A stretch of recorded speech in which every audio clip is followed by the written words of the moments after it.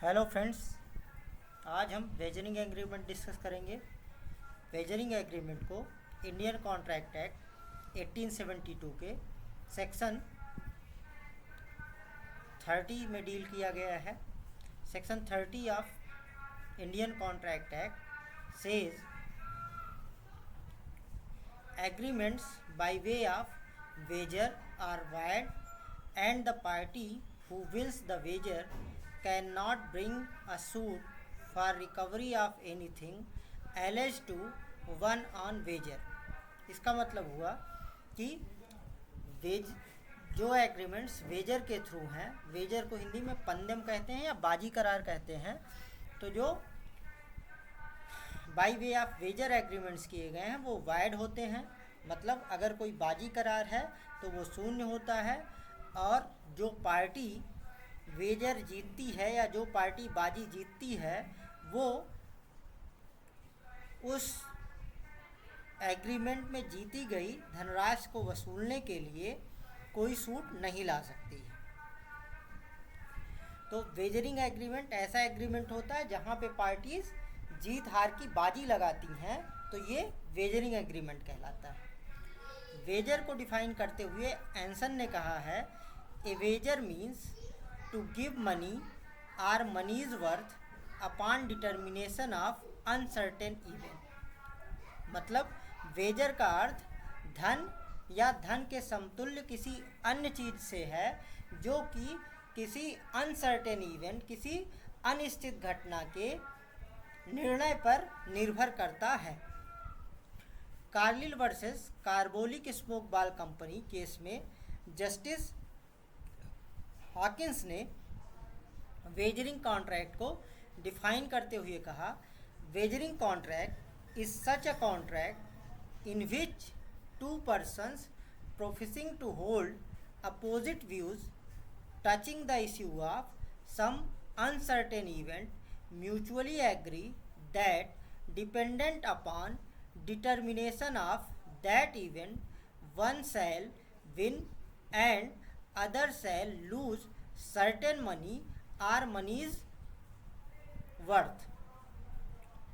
ये इसका मतलब ये हुआ कि वेजरिंग कॉन्ट्रैक्ट एक ऐसा कॉन्ट्रैक्ट है जिसमें दो व्यक्ति किसी घटना के बारे में अलग अलग व्यू रखते हुए, और वो घटना अनिश्चित घटना होनी चाहिए, तो किसी अनिश्चित घटना के बारे में अलग अलग दृष्टिकोण रखते हुए इस बात पर सहमत होते हैं कि उस घटना के घटित होने पर एक पार्टी धन या धन के समतुल्य कोई अन्य वस्तु जीतेगी और दूसरी पार्टी धन या धन के समतुल्य कोई अन्य वस्तु हारेगी या उसका नुकसान उठाएगी। फिर वो आगे कहते हैं, there is no other intention than to win the wager and there is no other real consideration. यहाँ पर जो पार्टीज़ के बीच में एग्रीमेंट हुआ है, उस एग्रीमेंट में वेजर को जीतने के अलावा कोई अन्य इंटेंशन नहीं है और ना ही कोई अन्य कंसिडरेशन है। अर्थात हम ये कह सकते हैं कि अगर दो व्यक्ति किसी एक अनिश्चित घटना के बारे में अलग अलग राय रखते हैं और वो इस बात पर सहमत होते हैं कि उस घटना के घट जाने पर एक व्यक्ति जीत जाएगा, धन या धन कुछ धनराशि जीत जाएगा और दूसरा व्यक्ति कुछ धनराशि हार जाएगा, तो ये वेजरिंग एग्रीमेंट कहलाता है। फॉर एग्ज़ाम्पल हम ले सकते हैं कि ए बी से ये कहता है कि मान लीजिए एशिया कप हो रहा है, क्रिकेट मैच हो रहा है, तो ए बी से ये कहता है कि आज ये पर्टिकुलर टीम जीत जाएगी, और बी ये कहता है कि ये पर्टिकुलर टीम हार जाएगी। ऐसी स्थिति में ए और बी दोनों की राय अलग अलग है। ए ये कहता है कि टीम मैच जीत जाएगी और बी ये कहता है कि वो पर्टिकुलर टीम मैच हार जाएगी। तो इस बात पे ए और बी आपस में शर्त लगाते हैं कि अगर टीम जीत जाती है तो ए को 100 रुपये बी द्वारा दिए जाएंगे, और अगर टीम हार जाती है तो बी ए से 100 रुपये प्राप्त करेगा। मतलब ये हुआ कि अगर ए अपनी शर्त जीत जाता है तो ए को 100 रुपये बी द्वारा दिए जाएंगे, और अगर बी शर्त जीत जाता है तो ए को 100 रुपये दिए जाएं, ए 100 रुपये बी को देगा। तो ये एग्रीमेंट जो दोनों पार्टीज़ के बीच में है, ये agreement by way of wager है। और इस एग्रीमेंट में अगर कोई पार्टी जीत या हार भी जाती है तो ये एक वाइड एग्रीमेंट है, और इस 100 रुपये की धनराशि को रिकवर करने के लिए कोई भी पार्टी सूट नहीं ला सकती है। आइए अब एलिमेंट्स पर डिस्कस करते हैं। तो वेजरिंग एग्रीमेंट के एलिमेंट्स हैं। पहला एलिमेंट है अनसर्टेन इवेंट, जिस घटना को लेकर के शर्त लगाई गई है वह घटना एक अनिश्चित घटना होनी चाहिए। Opposite view of the parties regarding the result of that event, उस घटना को लेकर के पार्टीज का व्यू अलग अलग होना चाहिए उस घटना के परिणाम को लेकर के। जैसे इस एग्जांपल में हमने डिस्कस किया कि ए ये कहता है कि कोई पर्टिकुलर टीम जीत जाएगी, और बी ये कहता है कि वो पर्टिकुलर टीम हार जाएगी। अगला एलिमेंट है equal possibility of loss and gain. यहाँ पर हार और जीत की संभावनाएं बराबर होनी चाहिए, फायदा या नुकसान की बराबर संभावनाएं होनी चाहिए। अर्थात यह निश्चित नहीं होना चाहिए कि कौन जीतेगा और कौन हारेगा। अगला है gain of one party must be the loss of other.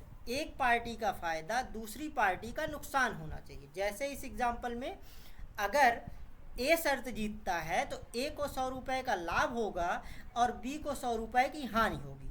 और दूसरी तरफ अगर बी शर्त जीत जाता है तो बी को 100 रुपये का लाभ होगा और ए को 100 रुपये की हानि होगी। तो यहाँ पर ए का फ़ायदा जब होगा तब बी को नुकसान होगा, और बी को जब फ़ायदा होगा तब ए को नुकसान होगा। अगला है नो अदर इंटरेस्ट। यहाँ पर जीतने हारने की शर्त के अलावा कोई अन्य इंटरेस्ट नहीं होना चाहिए। और अंतिम है neither party to have control over the event. दोनों पार्टीज़ में से किसी भी पार्टी का उस घटना के घटित होने पर नियंत्रण नहीं होना चाहिए, कोई कंट्रोल नहीं होना चाहिए। फॉर एग्जांपल, जैसे इस एग्जांपल में हमने कहा कि अगर ए ये कहता है कि पर्टिकुलर टीम जीत जाएगी और बी ये कहता है कि पर्टिकुलर टीम हार जाएगी, तो यहाँ पर उस टीम के जीतने या हारने में ए या बी का कोई कंट्रोल नहीं होना चाहिए। आइए अब वेजरिंग एग्रीमेंट के कुछ एग्जांपल्स देखते हैं। पहला है क्रॉसवर्ड पजल। क्रॉसवर्ड पजल आपने न्यूज़पेपर्स में देखी होगी कि क्रॉसवर्ड पजल्स आती हैं, उनको भरना होता है और उसके आधार पे लोग कुछ इनाम जीतते हैं। तो ये क्रॉसवर्ड पजल वेजरिंग एग्रीमेंट होती है। दूसरा है लॉटरी।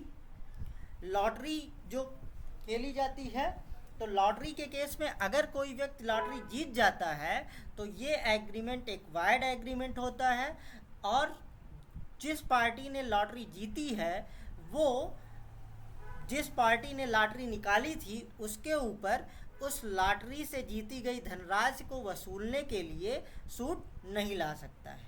और तीसरा है तेजी मंदी ट्रांजैक्शन। तो ये हमारा डिस्कशन था वेजरिंग एग्रीमेंट के ऊपर। आपको हमारा डिस्कशन कैसा लगा कमेंट करके बताइए। अगर आपको अच्छा लगा तो लाइक कीजिए और हमारे चैनल को सब्सक्राइब कीजिए और अन्य लोगों के साथ शेयर कीजिए। धन्यवाद।